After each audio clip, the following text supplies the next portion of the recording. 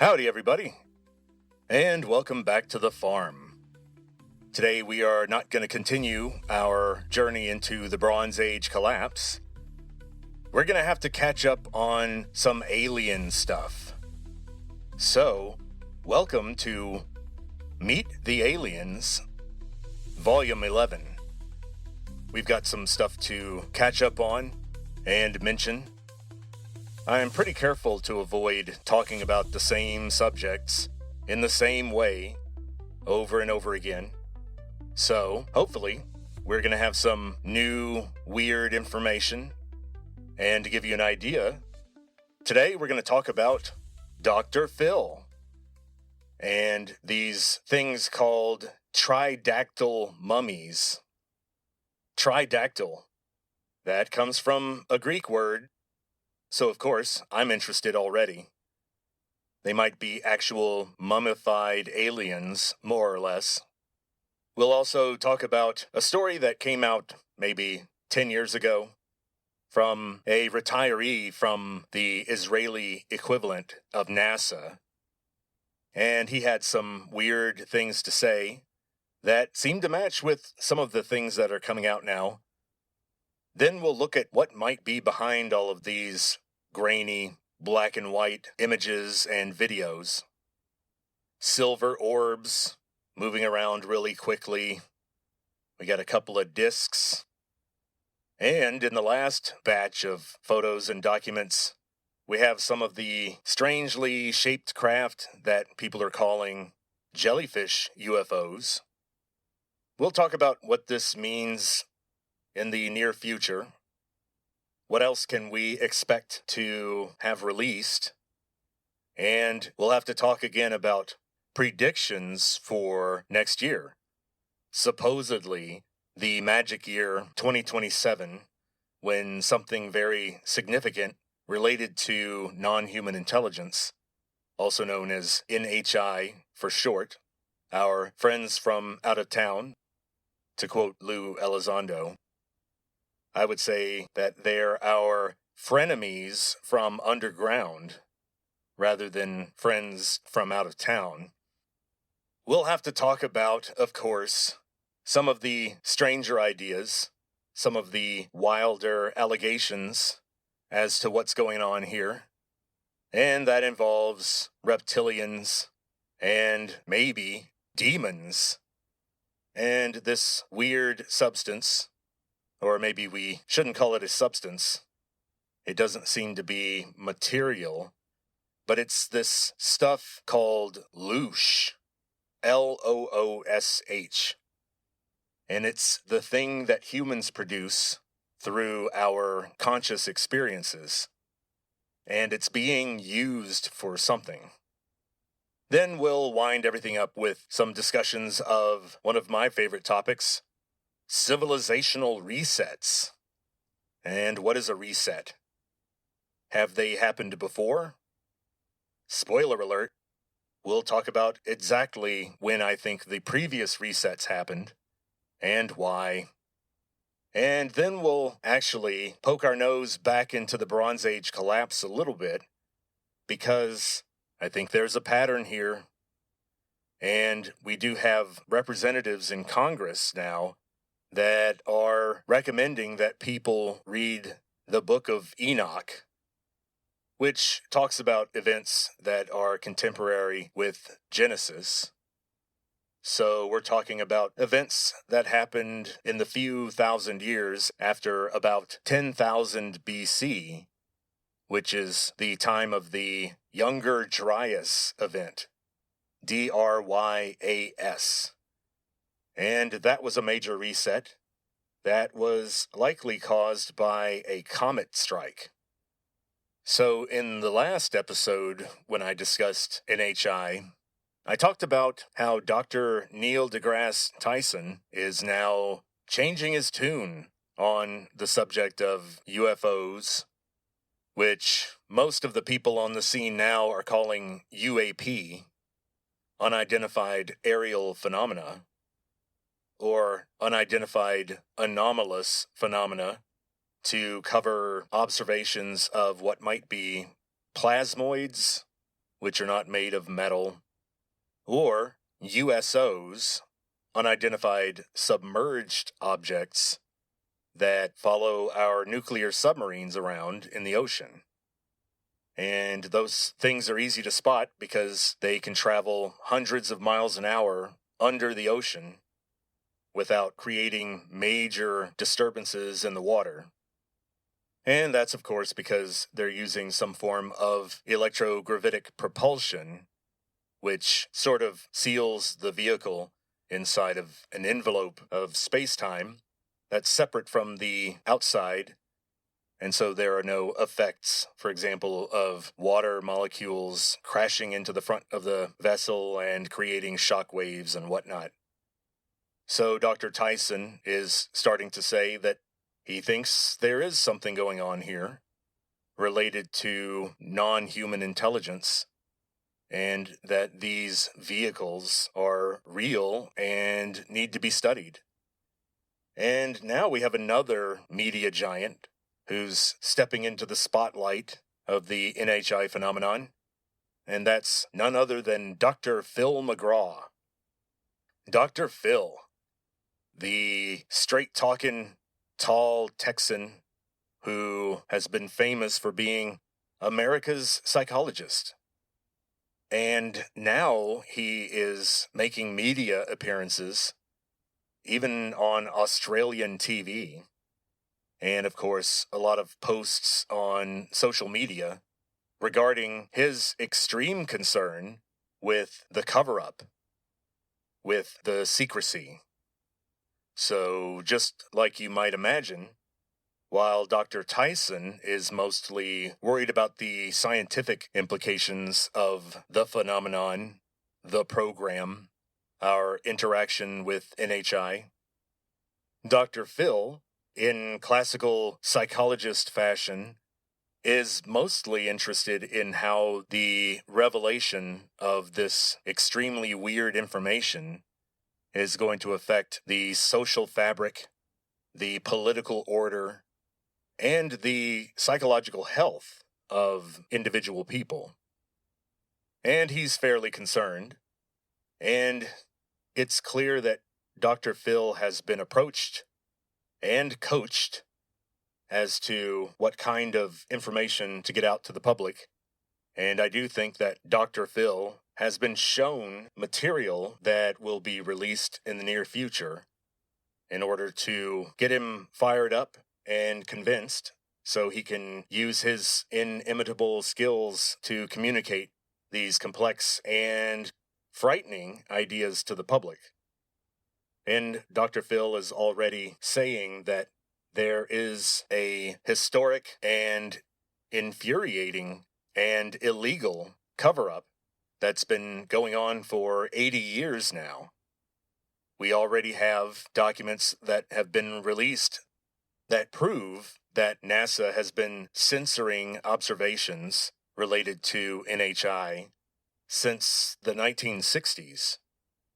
Then we have documents from the 1950s that show that the Air Force and the Department of Defense recognized UFOs as a real thing, and NHI interactions were something that actually did occur, and they could affect national security, especially in relation to our nuclear assets. But at the same time, we had the Air Force openly ridiculing observations of UFOs. Look up Project Blue Book, which was designed to debunk UFOs in the popular imagination, including a famous moment where, at a press conference, Dr. J. Allen Hynek, one of the advisors to the Air Force on Project Blue Book, the inventor of the 3 categories of encounters with NHI, close encounters of the first kind, when you just spot something zipping around in the sky, close encounters of the second kind, when you actually see beings or the vehicle in question interacts with the environment, either scorch marks on trees, people getting radiation burns, which happened in southeast Texas in 1983. Although that device was very likely one of ours, and one of the signs was that it didn't work very well and spewed out a lot of radiation. Then there are Close Encounters of the Third Kind, which Steven Spielberg made famous, and that's face-to-face open contact, where the aliens land and walk down their little ramp and wave their hands and say, "Take us to your leader." Well, that obviously hasn't happened yet, not in public, although get online and look up the event at the Holloman Air Force Base in 1964, or President Eisenhower's emergency trip to the dentist in 1954. There is some circumstantial evidence for some very weird meetings, and the 1964 Holloman meeting had 2 bits of evidence. We have a very short clip, a film clip, of some of the beings walking into the Air Force Base. And then we also have a sheriff in New Mexico named Lonnie Zamora, who appears to have encountered one of the landed Tic Tac craft that were part of the embassy, if you will, that came to talk to representatives from Majestic 12. The 12 humans that were designated by President Eisenhower to continue contact with NHI after he had to leave office in 1960. Now, the Majestic 12 would operate independent of the president. Eisenhower was the last president to be directly involved in all this. And so the members of the Majestic 12 would handle business on their own, and as one of them died, they were supposed to hand the reins over to a younger successor, but it appears that of course didn't happen. And these guys died off one by one, taking their secrets with them. And it appears that in the late 2000s, the last member of Majestic 12 died.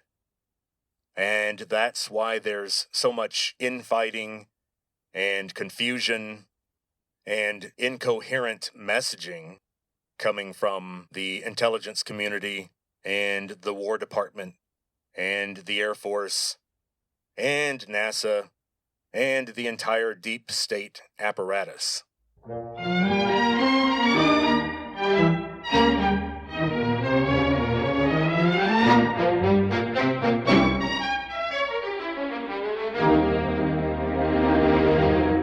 It was 1954, a midnight meeting at the base. Silver discs in the sky came down from outer space.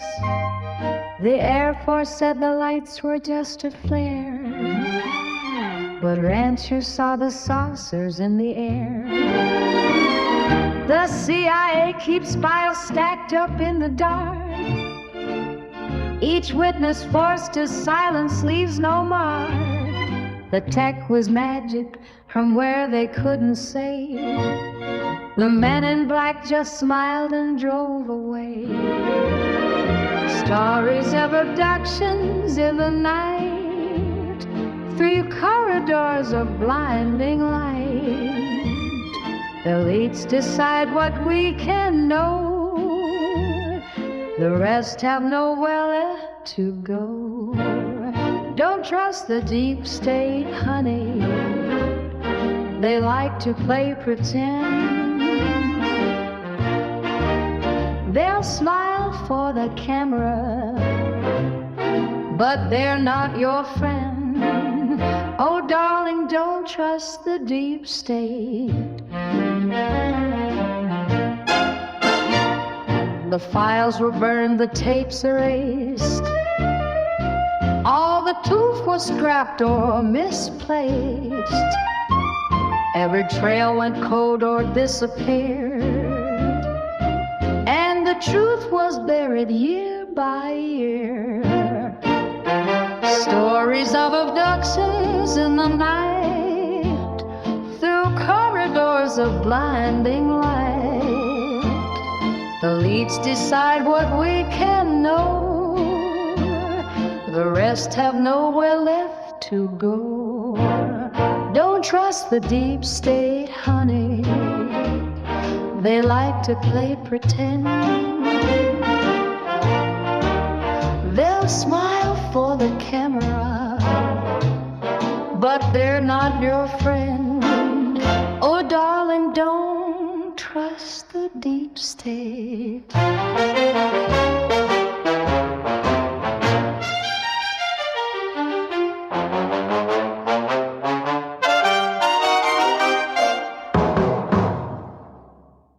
And so Dr. Phil, of all people, is coming out and talking about the cover-up, which, of course, indirectly connects to the deep state.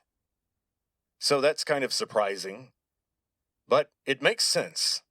If the pro-disclosure faction of the program is in favor of releasing some of the more disturbing facts about our interaction with NHI, it makes sense that they would want to reach out to people that are trusted by the general public, people whose opinions and perceptions really matter. I suspect that in the next several months, we'll have even more public figures come out and talk about this stuff. Not just ex-military people, not just Navy pilots, or former Air Force intelligence officers, or just weird, shady people connected to the CIA or the War Department, or with NASA. And that leads us to the Israeli version of NASA, and an official who retired from that organization in the late 2010s, and he wrote a book. And it has a section that talks about some very weird stuff that apparently he's willing to stake his legacy and future reputation on. And the name of this Israeli official is Haim Eshed. Haimeshed. Now, this guy says some pretty weird, wild, wacky stuff. He talks about a galactic federation that has basically placed the Earth and humans under a kind of quarantine where advanced civilizations are very limited in how much they can contact us. It has to be one-on-one, and it has to be something unclear, something that doesn't affect our culture directly. It can't be in the realm of hard science or politics. They can interfere with us in cultural and subtle and maybe even spiritual ways. But open contact is forbidden, and apparently sharing technology is officially forbidden, but we have some rule breakers on Earth. There is apparently a rogue faction that will sort of poison and derail more primitive civilizations like ours by giving them technology in exchange for certain favors. And it's always a rotten deal, because the favor usually involves trafficking in people, abductions, genetic experiments, all sorts of creepy, weird stuff. And the technology that they hand over in exchange takes decades and trillions of dollars to try to figure out the basics of how it works. And so by the late 1970s, Majestic 12 realized that they got played. They were duped. Even after the MK Ultra program killed a bunch of people, they still weren't satisfied with how far along they had gotten with the whole psionic research stuff. And of course, they did that because the NHI use the psionic field, i.e. consciousness, to communicate and even to manipulate their technology. Their equipment lacks any form of interactive medium. There are no touch screens, there are no buttons, and so it was sort of a bad deal for humans. And there are factions within the Galactic Federation that have sort of taken on humans as a pet cause, as a humanitarian issue that needs to be solved because we've sort of become infected with other NHI factions that are deceptive, that interfere with our culture in very negative ways for their own gain. Now, Dr. Ished does say that the faction that is working with humans not only has deep underground military bases on Earth, DUMBs, D-U-M-Bs, they also have deep underground military bases on Mars, where humans and NHI work together to do something. And there was a hacker in Britain who broke into, supposedly, an American War Department file system and found a file that was a list of quote-unquote non-terrestrial officers, end quote. Non-terrestrial. And they were human names, so it appears that, according to this document, there's a program called Solar Warden. And it's apparently designed to guard against NHI that might try to interfere with the Earth, and also to work with the NHI that we've been interacting with, which don't seem to be the good ones. So, do I believe this Haim Eshed guy? Not really. It seems like the kind of disinformation that the intelligence community, and I suspect the deep state, have been promulgating on the public, distributing crazy information online to discredit people who are pointing out the missing money and the missing people and the withheld information and the cover-ups of the program.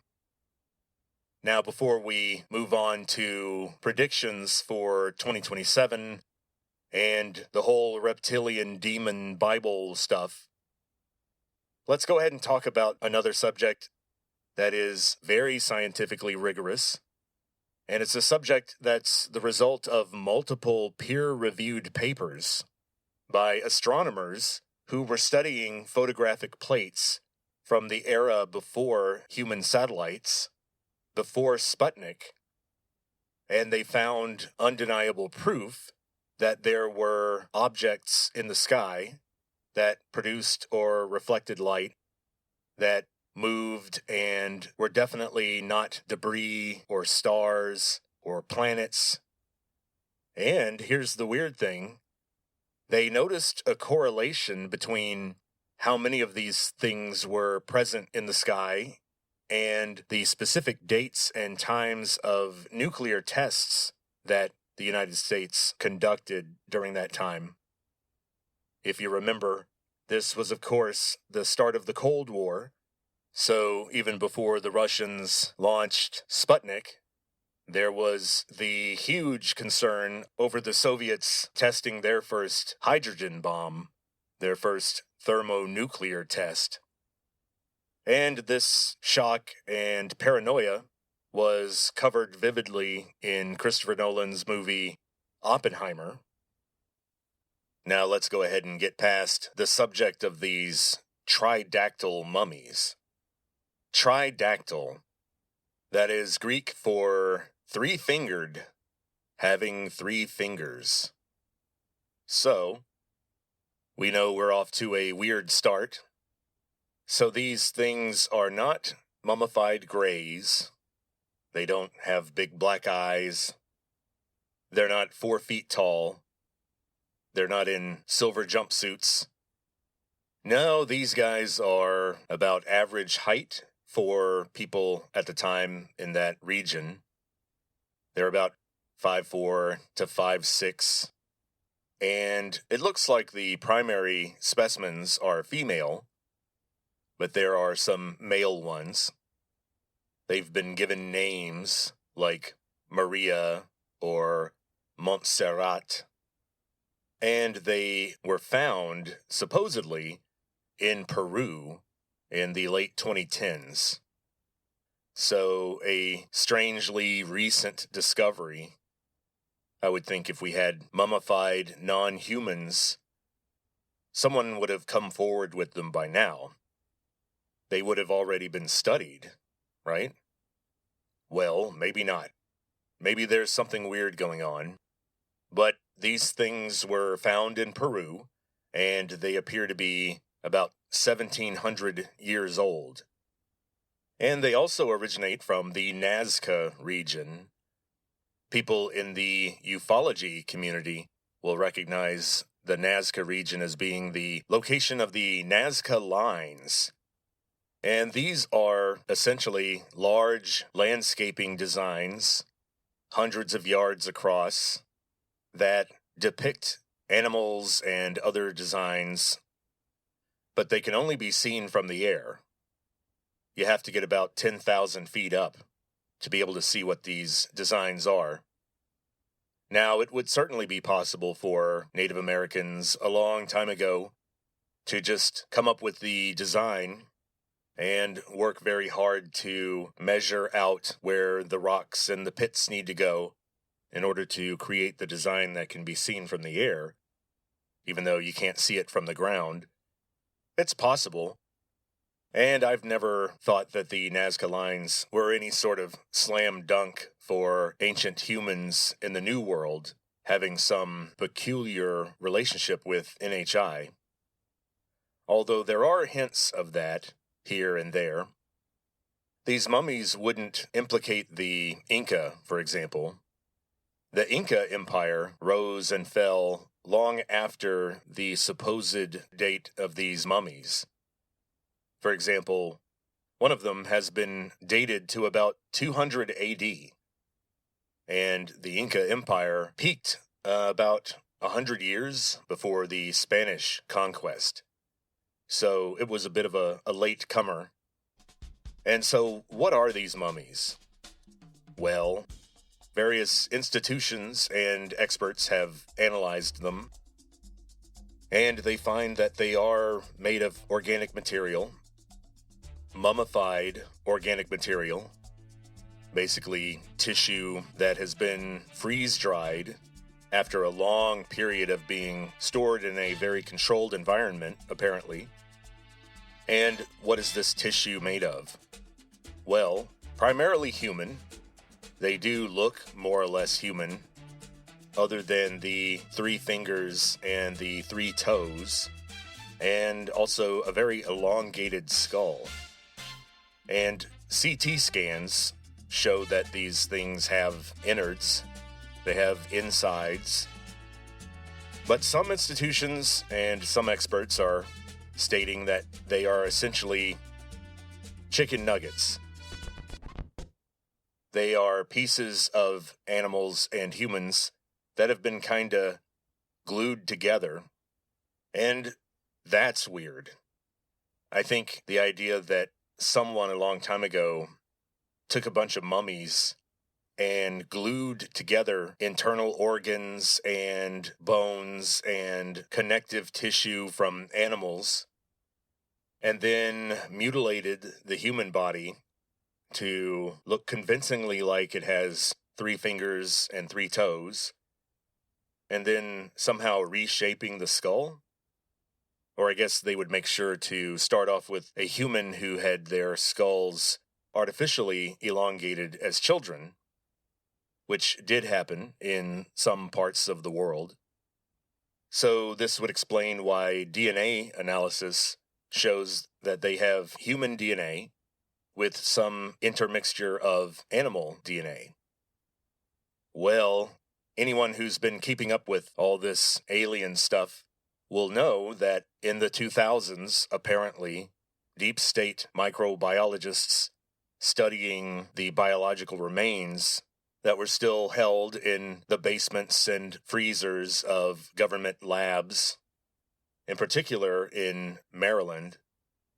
And when this material was finally analyzed using modern DNA sequencing techniques, we found that the genes are primarily human, just with a weird structure.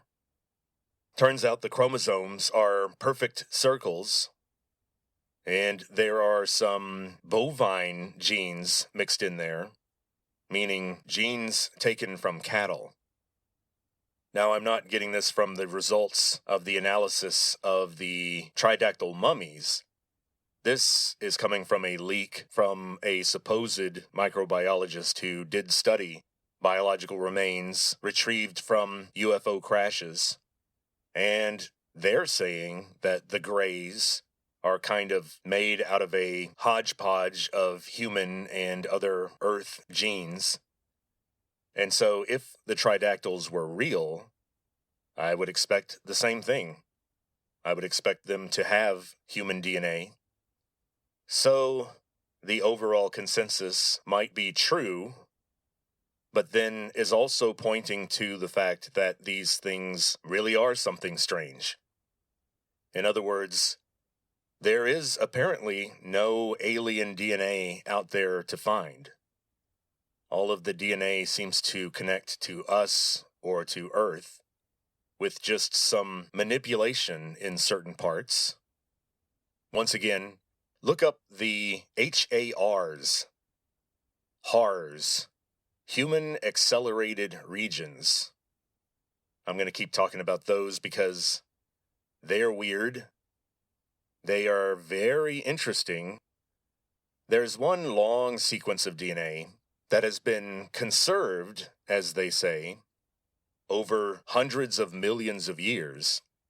In vertebrates, for example, there's a stretch of DNA that is almost identical between chimps and chickens. Now, all living things on Earth appear to be related if you go back far enough, and so there should be some genes shared between chickens and chimps, especially ones that are critical to some basic function. For example, the genes that lay out the enzymes that process sugar to create energy were figured out billions of years ago, and there have just been some refinements ever since then. The basics of producing calcium phosphate to make bone is going to be more or less similar between alligators and elephants, for example. But here's the weird thing. This stretch of DNA that I'm talking about, while it's nearly identical between chickens and chimps, it's totally different in humans. Something happened in just the last few million years at most, something that occurred somewhere between a few million years ago and 100,000 years ago. Somewhere along that time, these stretches of human DNA changed very rapidly, or were changed very rapidly, because it seems like the code was completely rewritten. And now, what do these accelerated regions do? What are they responsible for? What are they associated with? Well, they seem to be related to the construction of the hand, in particular, our opposable thumb, and there are also other regions that definitely connect to brain development. Genes that regulate neurological development. Genes that apparently change something fundamental about how the human brain develops. So that's weird. Why would that be? We know that there was an intense selective pressure on humans to get smarter.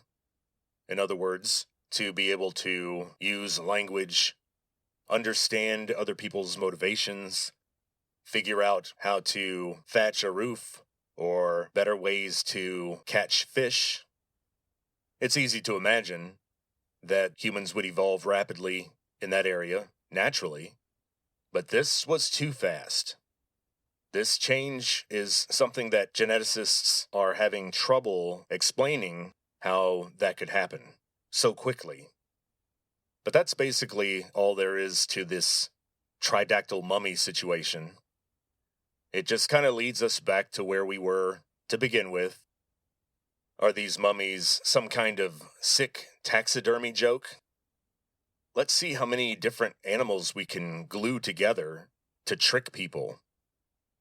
That's kind of weird, especially since we're not seeing any stitching or wooden frames. It's all organic. It's all pieces of something that was alive. So are we talking about mutated humans or mutilated humans? So I'm just going to wait and see on those things. The best you can say is that something weird happened around 200 AD in Peru, which is where these things come from. And that doesn't tell us much about what's happening now, or what's going to happen in the future. And speaking of the future, let's talk about the very near future. The year 2027. I'm sure everyone's sick of hearing about this. So, what's the latest on what might be going on in 2027? Well, all of these releases of information and the recruitment of public figures like Dr. Phil is in line with the hypothesis that 2027 is going to involve some sort of open contact with one of the NHI factions, or maybe an event that will confirm with zero doubt that there is an NHI presence on Earth. So that's sort of the baseline assumption, that 2027 is really an informational event. We're going to find out stuff in 2027, and the revelations will not be under the control of the deep state. So they're kind of trying to get out ahead of the story. They want to be able to plant the seeds of their defense in people's minds and prepare them so they don't get too shocked and angry about what's been going on. But I think they will. I think especially the human trafficking and the non-consensual experimentation is going to really infuriate people. And maybe people will be angry about the $2 trillion that has been basically stolen, funneled quietly into black programs that Congress can't oversee, and the president doesn't even know about. So aside from some sort of information revelation in 2027, what else might be happening? Well, there's a whole bunch of astronomical or geological events that have been brought up. Of course, I've talked about solar events in past volumes. The sun is currently at a peak in its solar activity cycle, so that it is very likely to cast off what they call coronal mass ejections, which could severely disrupt electronics and satellites. It will overload the Earth's magnetic field temporarily. We would see the aurora borealis very, very brightly, even down here in Texas. And the internet will go down in different places for various lengths of time. But we're not talking about worldwide devastation or a true civilizational reset. You might call it a soft reset, especially if something like the cloud goes down permanently. And speaking of the magnetic field, there's also the idea that the Earth's magnetic field will just straight up shut down temporarily while the poles are reversing. So we'll still have a magnetic field, but it will be sort of confused. It'll be all over the place. while the poles are sorting themselves out. And when this period of having a very weak magnetic field is over, the poles will have reversed. The Earth will not turn upside down, but the magnetic field will turn upside down, meaning the magnetic North Pole will become the magnetic South Pole. All those old-fashioned magnetic compasses will have to be redesigned and replaced because they'll be pointing the wrong way. We know that this happens. Geologists can look at iron deposits and they can tell the direction of the Earth's magnetic field, and they can see that there's a cycle of reversing where north becomes south and vice versa.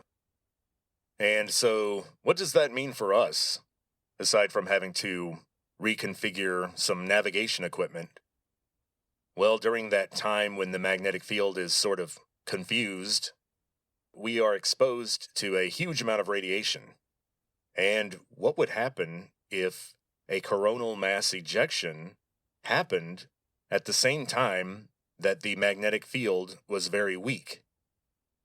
The aurora borealis is caused by charged particles that come from the sun having their trajectories changed by the Earth's magnetic field.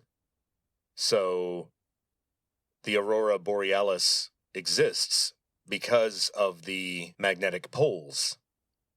Without the magnetic poles, those charged particles will just crash into the Earth, and that could cause much more severe problems in terms of the electrical grid or human health.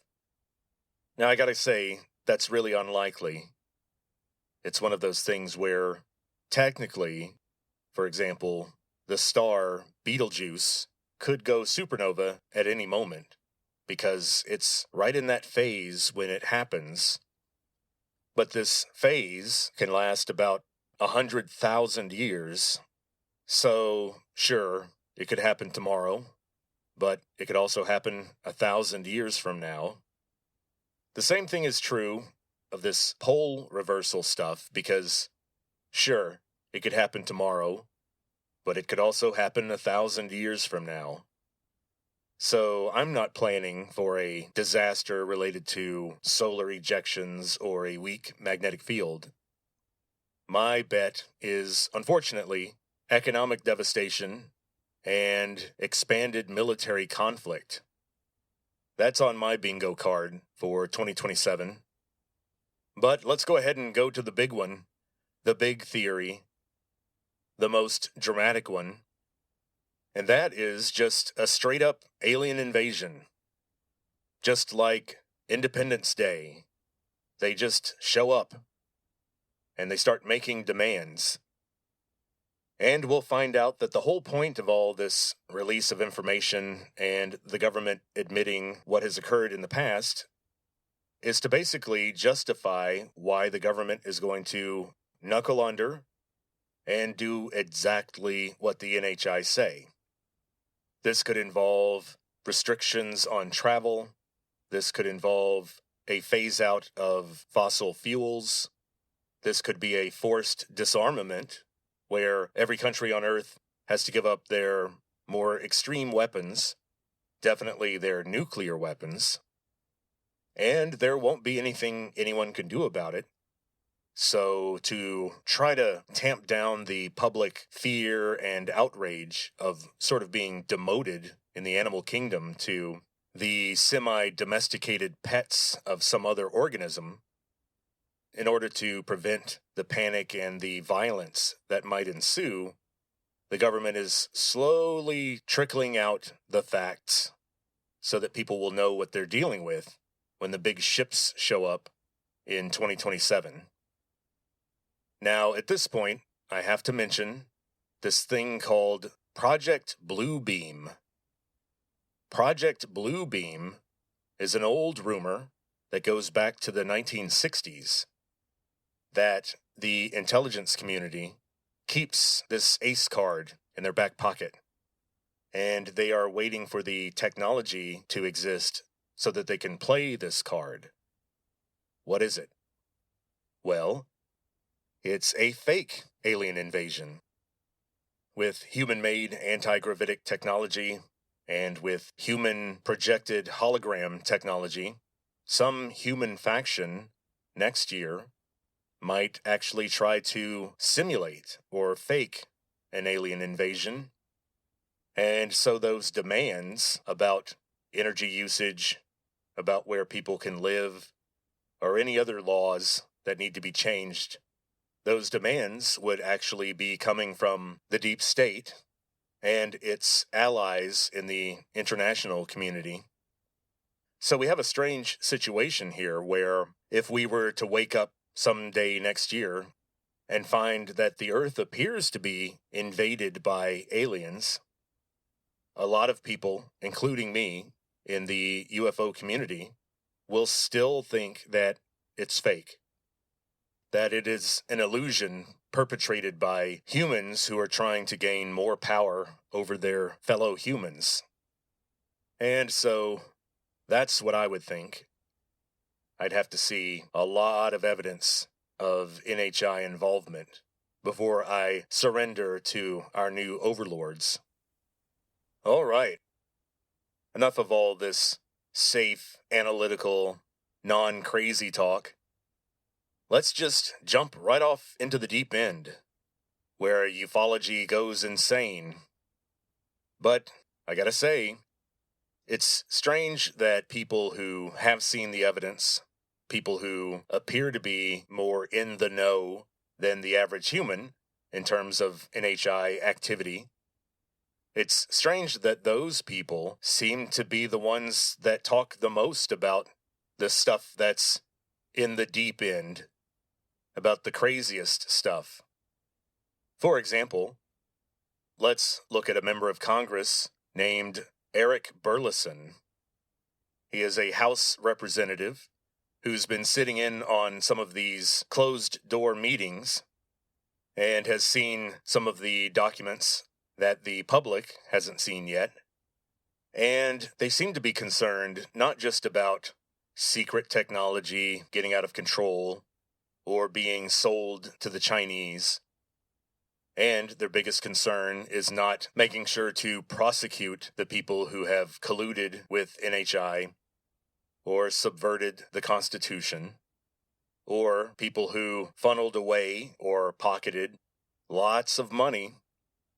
Those don't seem to be the major concerns. People like Representative Burleson are mostly concerned that the UFO phenomenon is demonic in nature, and that what we're calling NHI are actually some sort of deceptive manifestation of the beings that humans have talked about for a long time. This would definitely explain the deceptive nature of NHI and why they want the majority of humans to think that they don't really exist. And at the same time, they also want to undermine humans. They want to change humans somehow to suit their own purposes. Now, there are two men that have been called whistleblowers, but I would call them spokespersons, David Grush and Lou Elizondo. And both of these men have talked about a faction within the program that believes that public acknowledgement of UFOs might bring about the end of the world. And we've talked about this before in previous volumes, the idea that the Earth is a kind of simulation, a kind of Truman Show scenario, where Homo sapiens is Truman. We're all just little Jim Carreys that other intelligent species find hilarious and entertaining for some reason. And if we humans ever figure out that we're being monitored, and that all of our suffering and our civilizational cycles on Earth are just for someone else's benefit, well, then it's time to strike the set and start over. just like that old South Park episode. And so there are very powerful people who agree with this interpretation, and that's part of the reason why they are keeping their distance from the subject, and their default position is, we shouldn't be involved in this at all, and we definitely shouldn't normalize this for the public.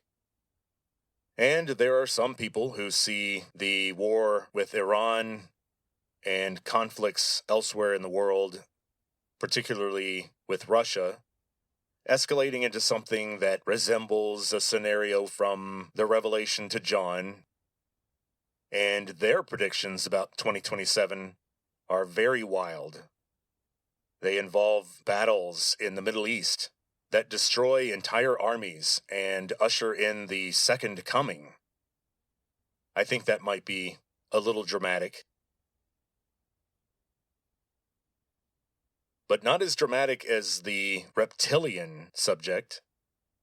The reptilians are always mentioned as one of the NHI factions, but there seems to be very few of them on Earth, and they don't do their own work. So people generally don't encounter them, and the theory is that the little grays are basically manufactured, so they do the dirty work of the reptilians. And the reptilians are primarily interested in human suffering, intense conscious experiences that humans endure here on Earth. And this produces something in the psionic field that people call loosh. Loosh. And for some reason, the reptilians love this stuff. It gives them longer life, or who knows. But they're obsessed with it. And there are rumors that the reptilians do occasionally feed on humans, particularly young ones. And this activity has caused a lot of rumors and paranoia throughout the ages, because it looks like they've been doing this for a while. There are some other really crazy ideas connected to this. One is that the reptilians have a base on the moon that is used to basically keep the Earth under a kind of spiritual quarantine, so that the remnants of human consciousness that remain after our death are somehow trapped here, and they are recycled into new conscious beings. And that light at the end of the tunnel that people supposedly see during near-death experiences, and presumably during real death experiences, that light is actually produced and maintained by the reptilians using their super advanced technology. And the purpose is to basically lure souls into reincarnation. And they not only have a base on the moon, but they also have a big base somewhere under the ice of Antarctica. And some people think they've spotted a partially buried gigantic black pyramid, and it showed up in one of the tweets from Buzz Aldrin. He later removed it, and he denied that it had anything to do with reptilians. But under the photo of this black pyramid, he wrote, "This is evil incarnate, and we are all in danger." And there are some people who suggest that part of the reason why many of the communications and records relating to Jeffrey Epstein continue to be withheld is not just to protect the reputations of some powerful people, but also because Mr. Epstein knew about the program. He talked about the deep state. He talked about human trafficking activities, of course. And some of this human trafficking somehow ends up in New Mexico or Antarctica, according to the theory.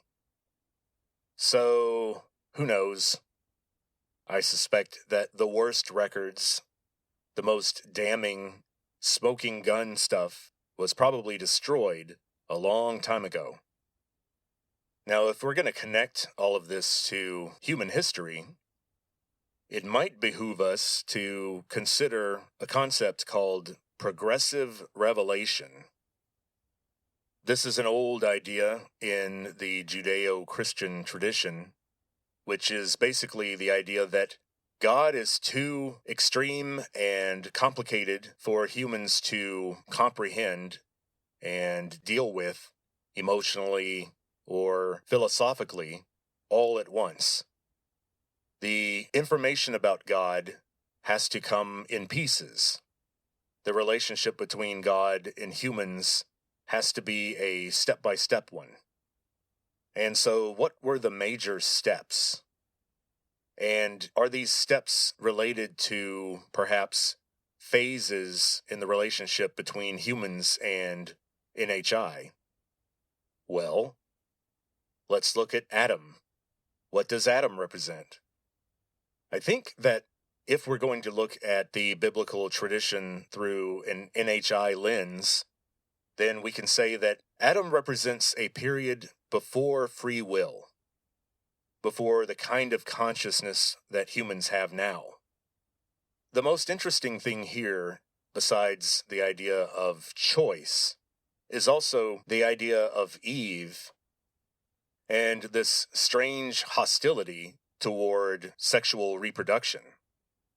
The Genesis story kinda blames sexuality, i.e., the presence of Eve, for why the relationship between the human and the divine was severed. Is this a reflection of what we hear from the NHI, that humans are a low vibration species, that we are too connected with the material, too aggressive, too prone to war? And I find it interesting that the story of Adam and Eve seems to call sexual selection into question. In other words, it's hinted that if Adam had remained alone, or if God had just placed 5 more Adams in the garden to help out, then this forbidden fruit situation would never have occurred. But due to the choices of Adam and Eve and their sexuality, they had to leave Eden, and the intimate connection between Adam and Eve and God was severed. Then notice that according to the book of Enoch, immediately after this relationship was severed, the Watchers showed up. The Watchers also found human females to be extremely attractive. Hey, it's in the book. Don't blame me. And so we had our first batch of hybrid beings, which caused a lot of problems. And so Noah and the Great Flood represented the first reset. And a lot of people argue that this relates to the Younger Dryas event, meaning a comet that struck the Earth around 10,000 BC. Now, in my series on the Bronze Age collapse, I talk about Abram, later known as Abraham, and this reconnection with God that supposedly happened in Mesopotamia around 6,000 BC. This might represent an attempted reconnection that involves maybe some genetic tinkering, some definite tests of obedience, and I would suggest an attempt to keep bloodlines separate through behavior. If you don't want people to intermarry, food taboos and unusual ways of preparing food or even creating clothing can keep people apart. What if the prohibition against eating pork was specifically designed to keep a bloodline that was separate from the Greco-Roman world? that wasn't absorbed by the rest of the Philistines in Canaan, because the Philistines loved pork. They wanted their baby back ribs. And then we have Moses. I would argue that Moses is the next big step.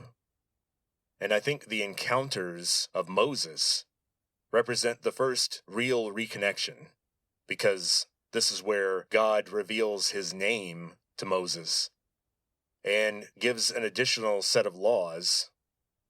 In other words, the active interference of the divine in human history was made very explicit here. Also note that the Mosaic Law, once again, lays out some very strict rules about human sexuality. Again, an attitude of suspicion and hostility toward human sexuality.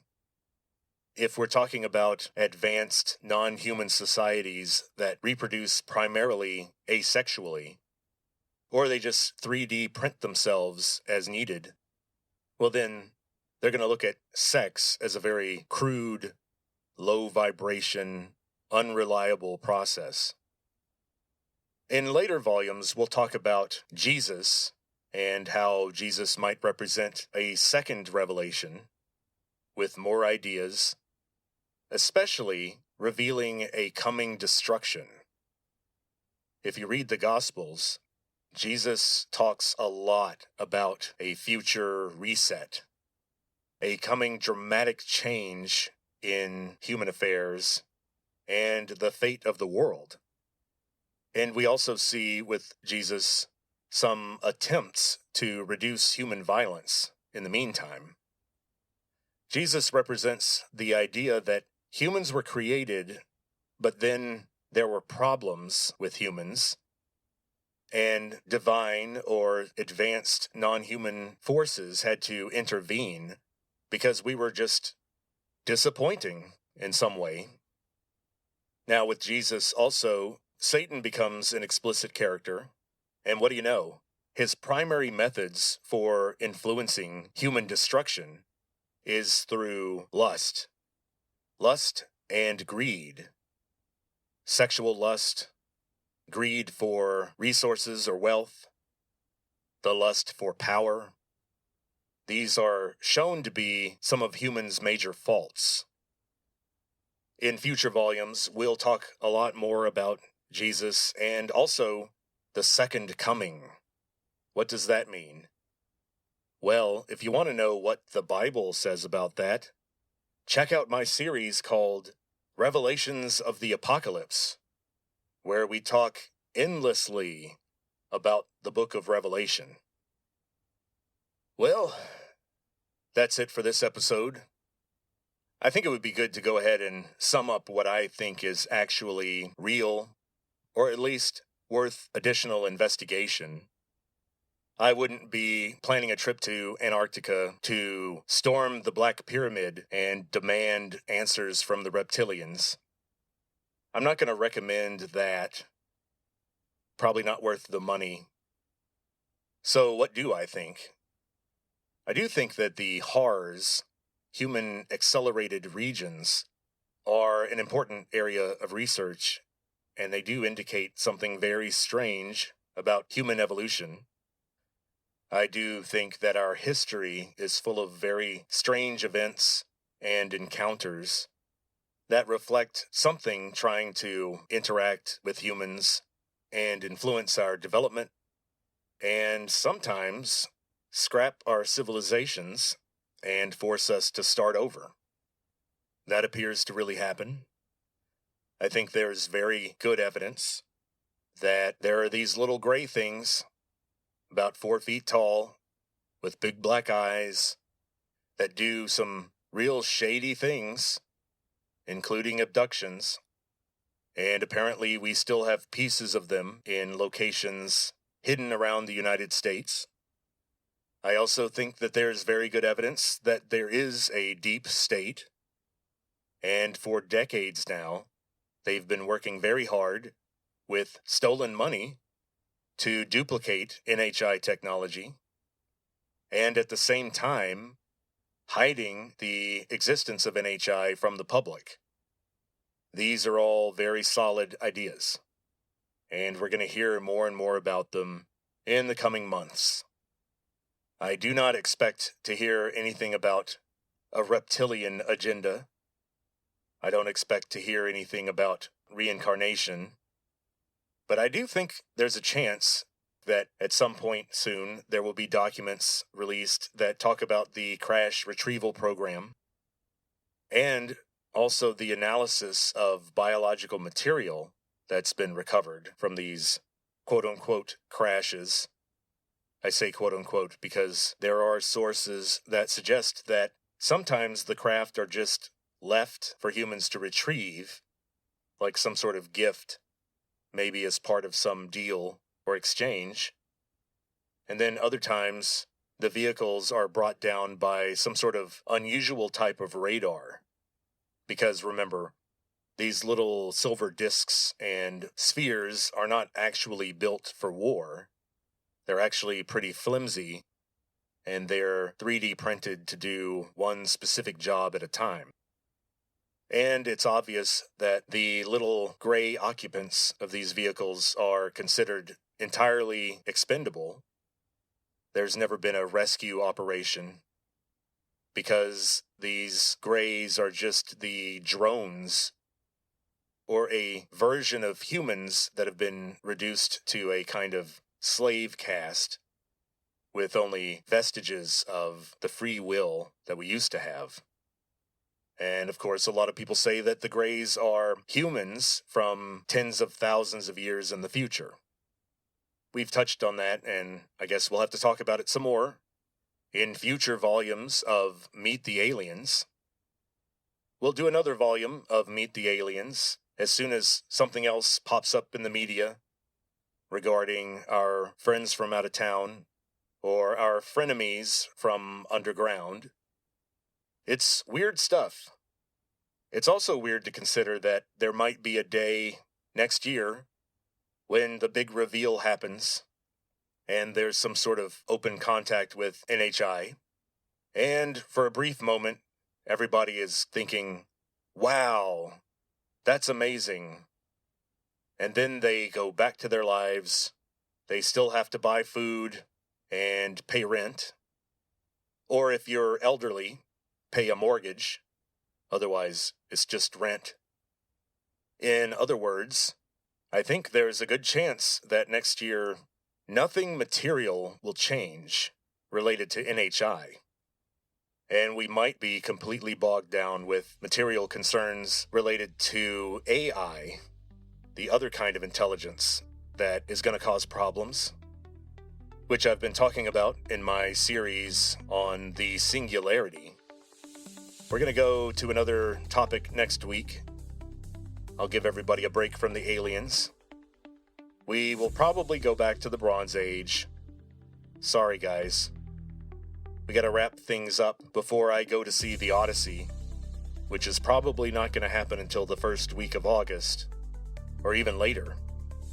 But I'm pretty sure when I see that movie, I'll have some stuff that I want to say. And so, until then, talk to you later.